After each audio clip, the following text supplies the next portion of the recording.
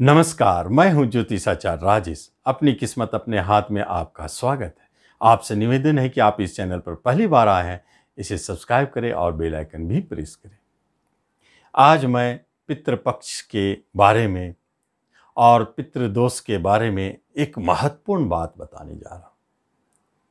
चूंकि पितृदोष को जानने के लिए आप अपनी जन्म कुंडली खोलेंगे, उसमें जाकर ग्रहों के योगायोग को देखेंगे, कौन ग्रह पितृदोष बनाते हैं, वो कैसी स्थिति में है, सूर्य की पोजीशन कैसी है, क्योंकि पितृदोष छोटे में जाके समाप्त नहीं होते। हम समझते हैं हमारे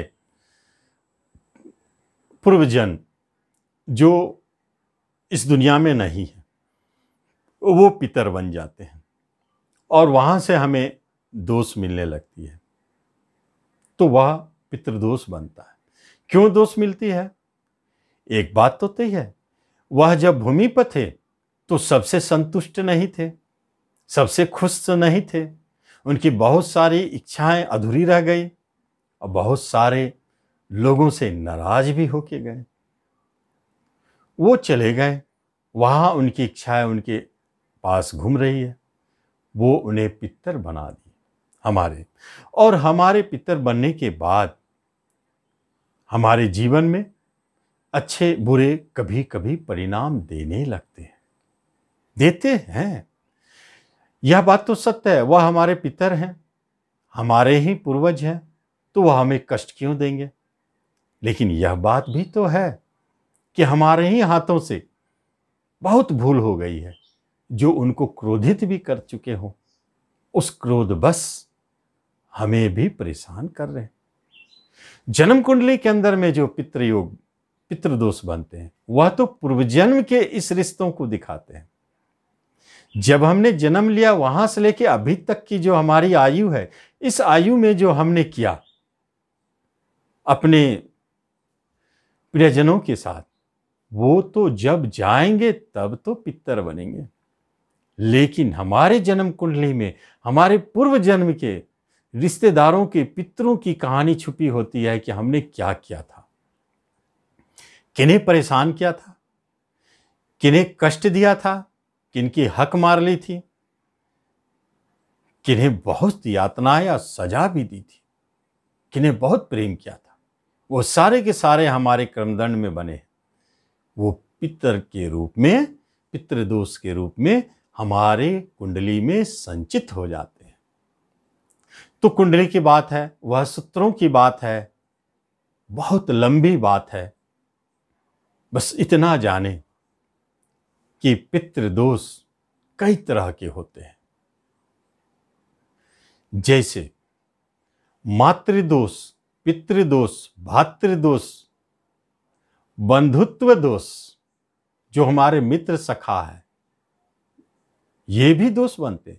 गुरुजन दोष, जो हमारे गुरु है, वहां भी बनते।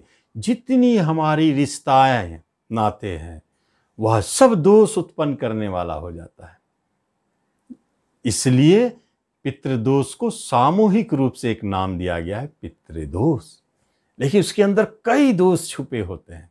यह बहुत जटिल बात है, कुंडली में बहुत सारे इसमें योगायोग पड़े हैं, उसकी चर्चा करने पर बड़ी लंबी वीडियो होगी। इससे अच्छा है, आपके पास कुंडली नहीं है, आपके पास कुंडली है, आप एक सिम्टम को देखें, आप एक लक्षण को देखें कि पितृदोष के बाद होता क्या है। एक बात जान ले, जब आपके ऊपर पितृदोष लगी है, या कुंडली में एक दो कई भी बन सकते हैं, गुरुजन दोष, मातृदोष, पितृदोष, कुछ भी बन सकते हैं, इस तरह के कई योग बन सकते हैं। तो बने हैं, वह कहीं न कहीं आपके जीवन में परिलक्षित होते रहेंगे।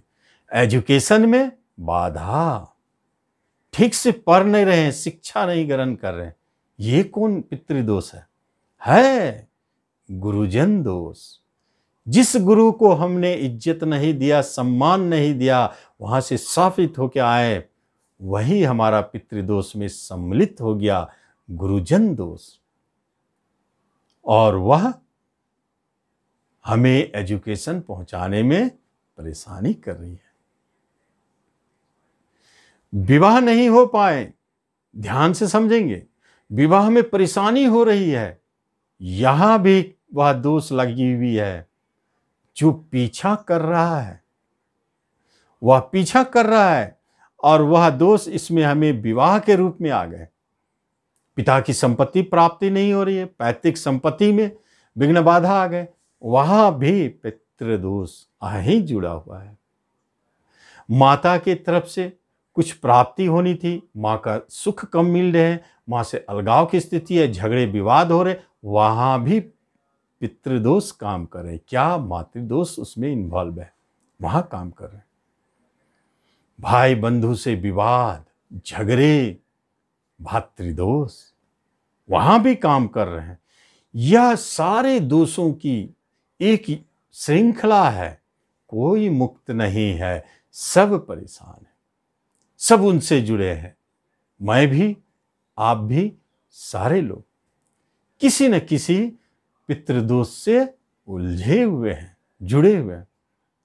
समझना है आपको कि पितृदोष से कैसे निकले। आपके घर में किसी की डेथ हो रही बराबर एक क्रम से, यह भी पितृदोष है, लेकिन यह बहुत गंभीर दोष है। ऋषि मुनियों का श्राप आपके ऊपर बरस रहा है, बहुत बड़े बुजुर्गों का श्राप आपके ऊपर बरस रहा है, जो इतना गंभीर स्थिति उत्पन्न कर दिया है। आपके घर में विवाह नहीं होती है, या विवाह होती है तो टूट जा रही है, बार बार रिपीट हो रही है, पितृदोष। आपके घर में चोरी हो रही है, रिपीट हो रही है, 4 साल पर रिपीट हो रही है, 2 साल पर रिपीट हो रही है, धनहानि या चोरी, सेम चीज, पितृदोष। आपके घर में आग लग जा रही है, वह रिपीट कर रहा है, पितृदोष। आपके घर में बच्चे जन्म ले रहे हैं और मर जा रहे हैं, गर्भपात हो रही है और बच्चे जन्म नहीं ले पा रहे, पितृदोष, पुत्रदोष।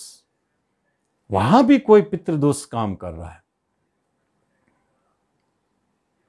तो यह पितृदोष के लक्षण है। लक्षण पहले याद रखें, एक बार घटित होने को नहीं माने। वह आपके ग्रह गोचर हो सकते हैं, ग्रह गोचर सेम चीज रिपीट नहीं करते। ग्रह गोचर की तो वह स्थिति बदल जाएंगे, अगर नीचे सेम है तो गोचर मंडल बदल जाएंगे। सेम फिर कैसे होगा कि आज हमें पैर में चोट लगी, फिर कल जाके सेम उसी जगह चोट लग गई, फिर जाकर के सेम उसी जगह चोट लग गई। यह बार बार पुनरावृत्ति, यह पितृदोष का प्रबल लक्षण है। इसलिए इस पितृदोष को यदि आपने समझ लिया तो रेमेडी भी आपके लिए आसान है। एक बात सोचिए, इसमें छोटे बड़े मंझोले तीनों तरह के पितृदोष हैं। इलाज करना है, एक इलाज से बड़े पितृदोष की शांति करना है। आपके लिए सबसे अच्छा उपाय, एक महत्वपूर्ण बात हमने जाना है, पितरों के प्रतीक के रूप में कौवे को लिया है, कुत्ते को भी लिया है। पितर हमारे कुत्ते के रूप में आते हैं, कौवे के रूप में आते हैं, गाय को महत्वपूर्ण रूप में लिया है, ब्राह्मणों को लिया है, पंडितों को लिया है। तो फिर क्या करना होगा? सेवा। हमारे पितर हमारे भोजन से परेशान थे, कि वस्त्र नहीं देने से कुपित थे, या उनके साथ दुर्व्यवहार किया हमने उसके लिए कुपित थे।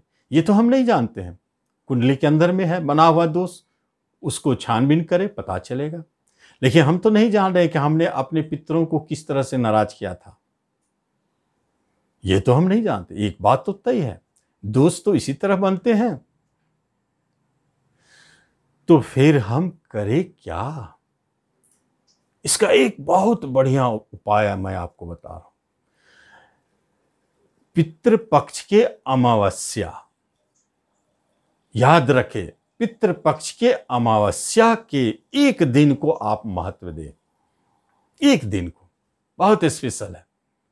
अपने सारे पितरों को इस दिन किस तरह तुष्ट किया जाए, संतुष्ट किया जाए, इसके लिए बहुत अच्छा उपाय है और बहुत कारगर। करना क्या है? आप बाजार से वस्त्र खरीद ले, आपकी जितनी भी इच्छा है, आप जितने भी कीमती वस्त्र का खरीद सकते हैं। सस्ता वस्त्र कुछ एक तौलिया ले ले, नहीं तो रुमाल ले ले, जिसे आपकी समझ में आवे एक ले ले।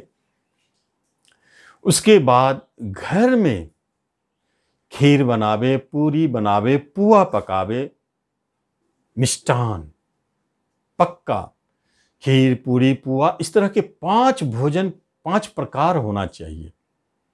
मिठा 5 प्रकार, नहीं पूरे तो बाजार से 2 मिठा मंगा ले।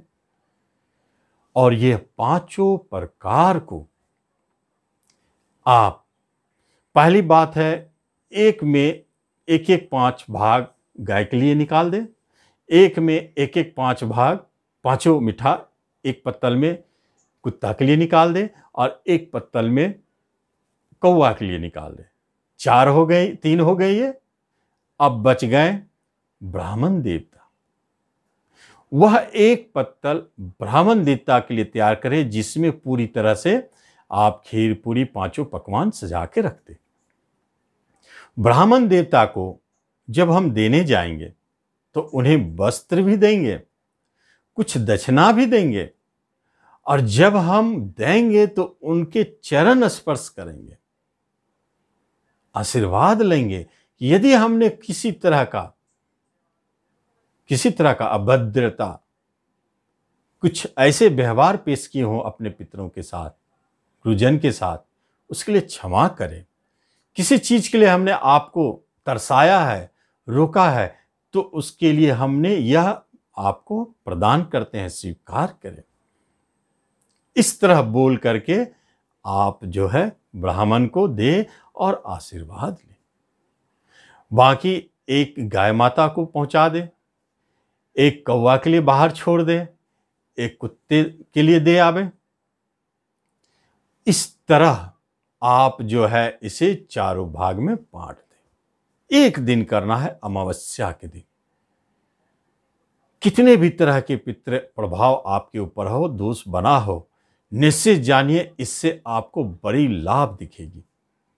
यदि आपको पितृपक्ष का अमावस्या को नहीं यदि हो पाया, मिस कर गए, आप किसी भी अमावस्या को कर सकते हैं इस उपाय को। आपके पितृ शांति होंगे। जब भी आप इसे देखें, आपको महसूस हो कि आपके ऊपर पितृदोष का प्रभाव है, उसका प्रभाव जानने की तरीका है कि कोई भी घटनाएं पुनरावृत्ति करें, रिपीट करें, समझ जाए पितृदोष लगा हुआ है गंभीर। आप अमावस्या को करना शुरू करें।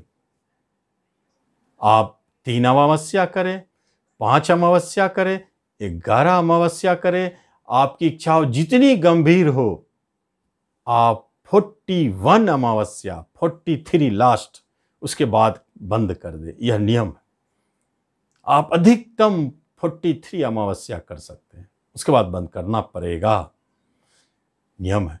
बाकी आप 5 करें, 11 करें, 21 करें, ये आपकी मर्जी। जब आपको अच्छा लगने लगे, जब आपको समझ में आवे सब ठीक है, तो आप बंद करें। इस तरह आप पितृ को खुश करके इसका लाभ लें। यह बहुत ही परीक्षित और आजमाया हुआ उपाय है और लाभ देता है, और जितने भी तरह के दोष बन के आ रहे हैं हमारे जीवन में, उसको नष्ट करता है। इसे जरूर आजमावे और लाभ ले। धन्यवाद।